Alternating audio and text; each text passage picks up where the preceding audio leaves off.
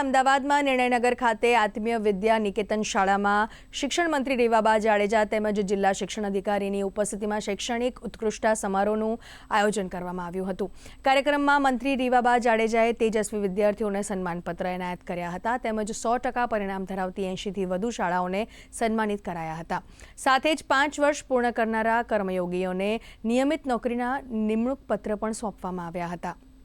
રીવાબા જાડેજાએ ઉત્તમ પરિણામ લાવનારી શાળા તેમજ વિદ્યાર્થીઓને અભિનંદન પણ પાઠવ્યા હતા।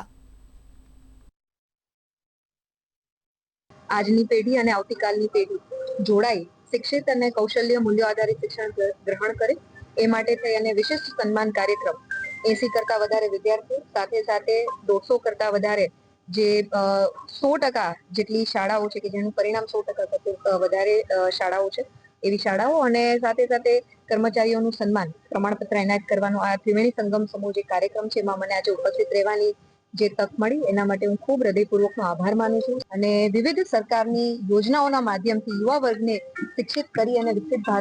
ગુજરાતથી વિકસિત ભારતની પરિકલ્પનામાં જોડવાની વાત આવે તો આ પ્રકારના પ્રકલ્પો આ પ્રકારના ત્રિવેણી સંગમ સમા કાર્યક્રમો ખૂબ જ અગત્યનો એક રોલ પ્લે કરતા હોય છે।